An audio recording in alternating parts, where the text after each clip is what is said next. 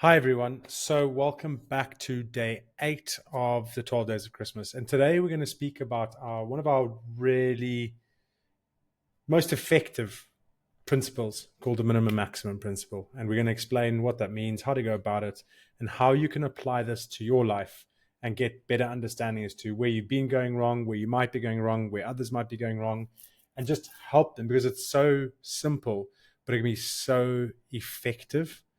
And it's the one thing that helps me, Ray, and everyone we talk to understand how to keep going when the wheels fall off and how to go long term, not just for the first month or 2 months into something.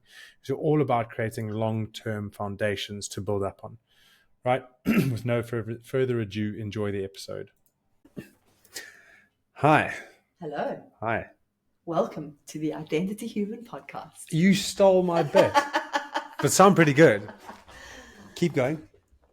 With your hosts, Ray and Don. We can normally leave me Yeah, with one Don word. and Ray. I'm joking. No, it's fine. Yeah, welcome back. And we're back, in case you didn't notice. And I'm impressed that you're listening because we're releasing an episode every day. And it means And you're you wanting to make lasting change in your life, which, welcome. This is an exciting time. And it's coming up, isn't it? That lasting change, that step change that we usually take is coming up on the New Year's. It's January. Everyone gets on it. But what's going to be different this time? I'll tell you what the difference this time is. We have given you 12 days of knowledge and understanding. And today's going to be a really good one. This is probably our most powerful one that we give that helps long-lasting change. And I was hesitant whether to give it or not because once you've got this, you're pretty much sorted. No, but it's generally we want you to not be the kind of person that says, oh, I'm not going to make any change on the 1st of January because everyone does. It's the reason that it happens then is it's like it's got this mental step point. It's got this mental change. It's a new year, new you, new me, new identity. Let's get rid of all the excuses. Oh, but how, Don? Because I've done this before. Well, go and listen to some of the other episodes that we've given that are longer on some key principles. And if you don't have the time, then this is what these 12 days of Christmas is about. Go for a walk, listen to 2 episodes, write some stuff down, and actually take yourself seriously for once. The reason you're listening to this is there's something inside of you that whispers. At the times when you need it to whisper the least, it whispers the most, like, we could have been better than this, or we could have done this differently, or I know you've got more in you. And then you go and you carry on that same loop. And that's what we're here for. It's like, it's just what the answers you need are right in front of you. You're listening to them right now. And so just don't be skeptical. And if you are skeptical, give us a chance because you've got nothing to lose. You can go and start on the 1st of Jan and do the same cycle. And within 3 weeks, you're done. And you go back to how you were the last couple of years. And it's not our fault. Well, I will take responsibility. Come and message us. And I have to say, this principle that we're about to share with you is the one that has truly resulted in the longest lasting change in our lives. Don's about, I'm trying to think of the timelines now because we've been for so long. You like 2.5 years in, and I must be like a year and a bit in. Coming up, I'm over a year and a bit in to just being way more consistent than I've ever managed to be in my life on things that are important to me. Well, I would say the opposite, as in way more consistent on things that are not important to me. I suppose, yeah. Because you're consistent on things that are important because you have to be. Okay, so yeah, that's actually a very, very valid point. There'll be something like, oh, I'm really unhappy with my weight. I'm so unhappy with my weight. Let's take an example. Or how my body looks. And it feels so important for that day or that week. And so it's very important to you. But that life takes over and that becomes less of a priority. So actually, you make a very valid point there. Way more consistent with those things that their priority seems to spike up and down. Their priorities is majority of the time not important. And you fall off the bandwagon. You're consistent with things that are important to you and not to others because you are really consistent with things that are important to others and to you. Does that make sense? No. So is it important to me or someone else that your body image one there? Or is it important to anyone else that you make your bed? No. So, but it is important to you because you kind of want to do it, but you never do because no one else is keeping you accountable. So, but you've been able to stay consistent with things that are truly just important to you and no one else. Yes. Maybe that's the nuance because everything is technically important, isn't it? Like There's nothing that's not important because you gave the body image. Actually, that is important. Like, you are important. How you see yourself is important. But it is that is where there's lack of accountability, you've been able to keep yourself accountable. And that's the consistency I think people always speak of. Is you could turn and be like, Don, but you were super consistent. You played rugby and you were a consistent performer. And but that's because you have to get paid your salary. I had to get paid. Yes. I was part of a team. There was a lot riding on it other than just myself. So this is very specifically for the things that if you didn't do them, it wouldn't affect anyone else. Yes. Anyone else. Not, and like, they fall nothing. by the wayside so easily. And it's such a powerful principle. And the name of this principle is trademarked and copyrighted minimum maximum. It's the minimum maximum principle. So it is something we've spoken about before. If you've listened to them, we have mentioned in our mindset challenges. This is the thing that's going to set you apart, and we're giving it to you because our gift to as our gift to you. This is actually, I hope this is released on Christmas Day. Let's make sure it is, because this is the Christmas Day gift. And if it wasn't released on Christmas Day, it's because I'm doing all the producing of the podcast and forget this. Present that you can unwrap, and it's probably our most powerful principle of these 12. Okay, what is it? Let's get to it. I would like you to explain it from your point of view, and then I'll explain it from my point of view, because action taker, non-action taker. Okay, minimum, traditionally, maximum. I feel I was put on the spot a bit here, but basically, you can bat it back to me if you want. From my point of view, I'll give a brief explanation, then let you delve into it. But is the minimum amount of an activity, although let's put it, it's a minimum or maximum. It's the maximum amount of an activity that you will do, no matter what. So if I said to you, I'll just give a quick example. If I said to you, I want to do 200 squats. No, even more than that. 200 squats a day. 200 squats a day, versus 10 squats a day. What's the maximum amount of squats that I can commit to doing that I'll do no matter what? So, like, what's the maximum? It could be, my maximum could be 1. I can commit to 1 a day, because if I do more than 1, it's not going to be sustainable. So is that a? I mean, someone will understand. So 300 is above my maximum. Someone's going to explain. Someone's going to understand what you said. So now I'm going to do it my way. That was the whole point, right? Someone. I don't know how I'm going to. So the minimum maximum was this: it's you've got to lay it like properly in terms of what is the minimum amount of activity that you need to do to be happy. Okay. So that's the first thing. Is so the minimum is there because it's like, you know, for my examples is running. I wanted to start running.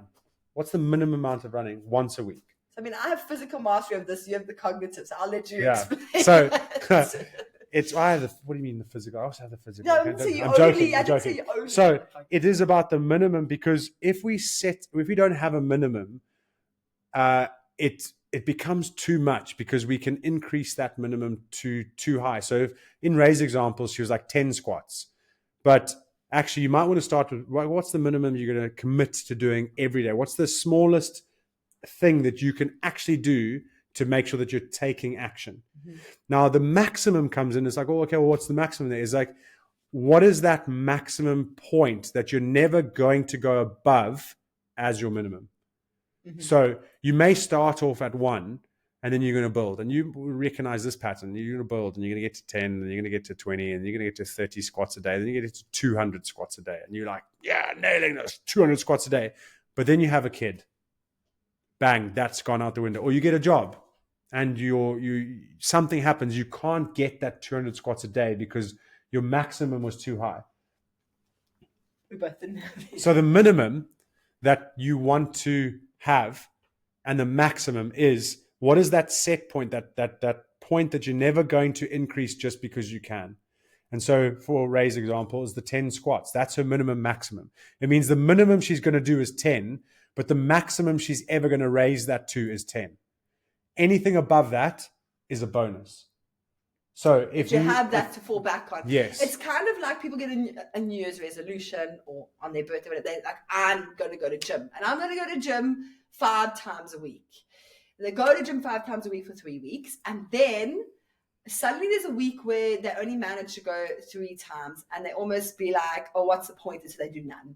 So people go, it's like all or nothing. How do we stop that all or nothing? Nice it's link. Knowing that there's an absolute minimum that you will always fall back on. Because of Newton's law. So you want to be scientific here. We want to keep momentum going, but we don't have to keep sprinting to keep that momentum. So your minimum maximum is there is a great example. If you want to go to gym 3 times a week, great, as your ideal, but your minimum maximum is 1. 1 times a week. One times a week for the next year. If you go 3 times a week, great. But in that week that you've got lots going on, you just can't get there 3 times. You're going to go, my minimum maximum was 1. The maximum is, let's put it this way, in a different way. It's your ceiling that you put on the minimum commitment. The minimum commitment, yeah. Okay. So that's how you want to make sure it's 2 different things.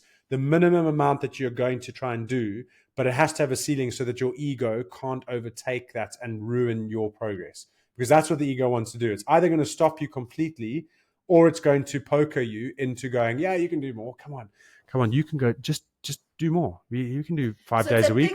Hold on, I was doing I was doing the ego voice. You can do 5 days a week. Maybe make it 6. Or we got 6 this week. So you want to put it in place early, so that when that ego starts to take over, whack, you know that you've got what you've set in stone and you stick to that. And you want to anything above that's great. That situation, if we keep using gym as an example, where you've got a gym contract and it's been like 3 months since you've been, just have that once a week as your minimum maximum. So no matter what happens in your life, that you can commit to that. And the other weeks are just bonuses, so that you know that is your consistent, regular thing. And the way Don and I have implemented this in our lives, and I very much follow Don's suit, is we've created a daily minimum maximum. And I must say that this one has given us one of the most powerful changes. So if you are bold enough, try and create what's the daily thing that you could do that would only take you a minute. For us, come and do the challenge and we'll tell you the rest of this. Okay, you don't want to we're on 11 minutes here, and it's but the challenge we're going to launch on the 2nd of January, because we're giving you a day to recover from hangovers and all that kind of stuff, because the last night of drinking. More about this. The challenge is generally based all around this, and it's free, because we want to show you guys how to apply this with the energy, with some more principles put in there, and actually give you what a daily minimum maximum can look like. Remember, we got 4 kids, multiple businesses. We're as busy can be. So if you're listening to this and go, I don't have time for this, you're wrong, right? We're here to call out your nonsense, but also to show you how you can apply this and think for yourself, because we're going to give you stuff that worked for us. We're going to give you stuff that worked for other people, and then you're going to know how to apply it for yourself. So in January, we every few months we run a free 5-day challenge, and it's 5 days to basically there's a principle given to you each of the days. But one of the core ones is going to be around the minimum maximum. We're going to really help you to build out and experience your own minimum maximum. Yeah. And take that forward. And genuinely, there's a lot more depth that'll come in the course after it. But that challenge is there to set you up for 20. If we can set you up for 2025, if you want to do one thing, just give yourself a Christmas present that's free and sign up to that. Because genuinely, we've had so much good feedback off the back of that. That I will, again, integrity. If you listen to that story I said about Steph, why I would have gone to war with Steph is because he had done what he said we needed to do. So he knew it'd be stiff. That's that same, I live by that principle. Never make someone do something you haven't done. And also, if people are giving us the good feedback, I know that it's working. So we've got that there. So I just want to build up that hype now and make sure you join us. So if you are obviously listening today, this is one of the days of our 12 days of Christmas. So we want to give you a little action to take away today. Well, hold on. There's one more question before we give the action. Okay. When does it not apply? Minimum maximum? Yeah. To me, I could give you an example. You're going to say you don't want. I don't have an example. It doesn't apply in a sprint. So, okay. You've got London Marathon in 3 months. There's no minimum. You have to set the training program because it's got a definite endpoint. But your minimum maximum stays within there. It could. You could, yes. We're talking in a high performance example. The minimum maximum isn't going to be enough. It's not going to be enough. Yes, that's what I'm saying. Always stay there as the base. But as that training program, you won't have a base. You won't have a minimum of 1 week a run, because actually in a training program, 1 day a week, in a training program, you're going to have to commit to build, because there's a definite endpoint and performance target hit. The minimum maximum would apply once you've hit that target. What do you drop back down to? Yes. Then you drop back down to a minimum maximum. And by the way, what Ray is saying is it still applies. Yes, it does. Even if you're running 4 times a week, your minimum maximum is still in play. It just isn't a thing that has to apply because you're running 4 times a week. The thing is, you've got to keep it going so that it applies once you've hit that performance target. So generally around performance targets and sprints and things that are a definite short-term performance, you're going to have to up your game.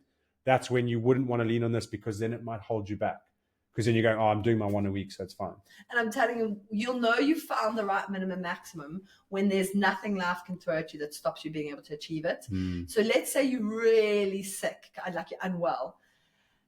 It can even just be moving, like doing like moving your body in that way. So that's what you were trying to say earlier, isn't it? If you had a daily minimum maximum of 3 exercises, even within that, you need to have a minimum maximum. Yes, so that means if you when go you're to sick, gym once a week. Yeah. Like if you go to gym once a week and you're unwell the whole week, there's nothing stopping you doing 10 minutes of some body weight exercises, just gently moving your body to tick that box. Which you would do at gym normally. Yes. But because you're now not at gym, you can take that one thing that you always do. Yeah. And do but it that's using exercise as an example. Yeah. So nice. For today, as the action that we would like you to take is, what we're going to do, like saying that 2 things. Down. Write down your own minimum maximum that you're going to apply to, or reflect on one thing you've tried to start in the past that you failed, and think, going back where did you not have a minimum maximum because you kept going too much, you kept building too much, and then see if you can apply, like if it's 3 days a week, go to 1 day a week. If it was, a certain lifestyle of eating, instead of trying to cut out sugar and just cut out one type of sugar or one food group within sugar that has sugar in it, and that's the thing that you don't touch anymore. Yes. And see how you can build off the top of that. Okay. Yeah? Happy? Yeah. Okay, well, I really hope that you got as excited as we do about this, because it generally is, that's one of the most useful things that we can give. And to really experience this principle, like we said, join our 5-day challenge. It's free. It's fun. And it'll transform you. So thanks for listening. And remember, we are who we are through others. That's Ubuntu. So I'll work on me for you if you work on you for me. Have a great day.